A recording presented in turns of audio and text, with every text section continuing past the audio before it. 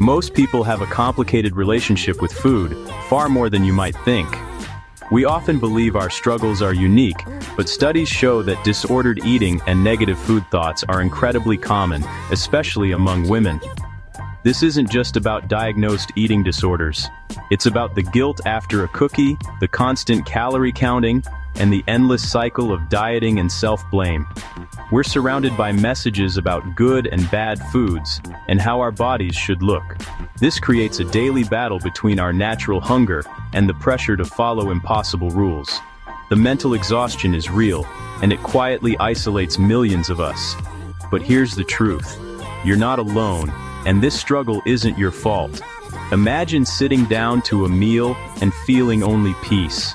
No guilt, no shame.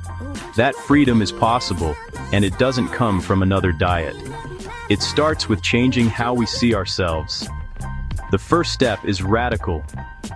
Treat yourself with kindness, right now, as you are.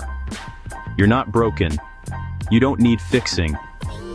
When we offer ourselves compassion, everything begins to change. This is an invitation to explore a new way, a way rooted in love, not restriction. Let's begin the journey back to the wisdom of your own body and heart. For years, every meal felt like a battle I was destined to lose. My days revolved around what I could eat, what I couldn't, and how to make up for any mistakes. I'd wake up determined to be good, only to end the day standing in front of the fridge, eating to fill an emptiness that wasn't physical hunger. The cycle was relentless. Restrict, binge, feel shame, and promise to be stricter tomorrow. I believed I was weak, a failure, and punished myself with exercise and more rules. This war with food took over my life. I avoided social events, obsessed over calories, and saw my body as a never-ending project. I thought my problem was food, but it was really a lack of self-acceptance. Food was just the symptom of a deeper ache. The real issue was how little love and compassion I had for myself. I was both the prisoner and the guard in my own lonely prison. My focus on controlling my weight blinded me to what I was truly losing: my joy, my energy, and my connection to life. The war with food was never about food. It was about the pain I didn't know how to face, and it was time to find a new way. My turning point wasn't a new diet, it was exhaustion. After another binge, I found myself crying on the kitchen floor, surrounded by empty wrappers. In that moment, a quiet thought appeared. What if I stopped fighting? What if I tried kindness instead of punishment? I'd never offered myself kindness before, but I was desperate for change. I made a new promise, not to lose weight, but to be gentle with myself. When the critical voice yelled, I tried to answer with a softer one. When I wanted to restrict, I asked, "Is this kind to my body?" It felt unnatural, but slowly I chose kindness over cruelty. This shift from self-control to self-love unlocked the prison I'd built. I realized my war with food was really a war with myself. When I embraced self-love, food stopped being the enemy. My body could just be my body. I could just be me. Healing began when I stopped trying to fix myself and started to accept myself. Self-love was the foundation for real change. And from that love, everything else began to heal. The first practical step was simply paying attention, without trying to change anything. I became a gentle observer of my own habits. When I felt the urge to eat, I paused and asked, "What am I feeling right now?" Sometimes it was hunger, but often it was boredom, loneliness, or stress. I started to see the connection between my emotions and my eating. Instead of judging, I just noticed, I'm stressed and reaching for food. This created a small space between feeling and action, a space for choice. I kept a feelings journal, not a calorie log. I wrote how I felt before, during, and after eating. My eating was deeply connected to my emotional state, not willpower. Observing without judgment was empowering. It showed me I wasn't weak, I was coping. By paying attention, I practiced self-love. I told myself, I see you, I see your struggle, I'm here with you. This gentle attention became the foundation for all other changes. Next, I practiced kindness at every meal. I changed my inner dialogue from harsh to gentle. I told myself, this food is here to nourish you. You're allowed to enjoy it. I gave myself unconditional permission to eat all foods. Terrifying at first, but liberating. When I allowed myself chocolate or pasta, the desperate craving faded. The power food had over me began to disappear. I was no longer sneaking food in secret. I was making conscious choices. Practicing kindness meant trusting my body's wisdom.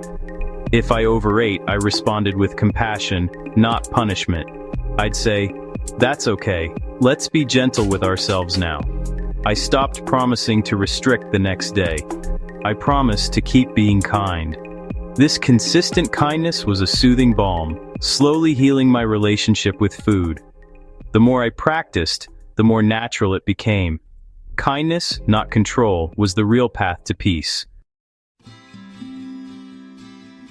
I began to see food as nourishment, not numbers. Nourishment meant more than fuel. It included pleasure, connection, and joy.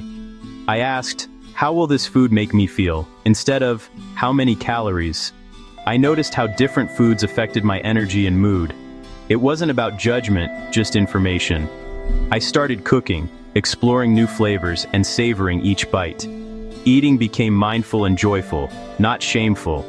When I truly enjoyed my food, I needed less to feel satisfied. Nourishment also meant soul food. Sometimes a salad, sometimes a brownie with friends. Balance was key. Honoring both my body's needs and my heart's desires. Food was no longer a source of conflict. It became a source of holistic nourishment for body, mind, and spirit. Food became a beautiful, joyful part of my life again. This journey wasn't a straight line. There were small wins. Choosing what I wanted, eating cake without guilt, looking in the mirror with acceptance. I celebrated these victories as proof of change. But there were hard days too. Old habits returned. Stress triggered binges. Shame crept in. The critical voice got loud, but I learned to respond with gentleness.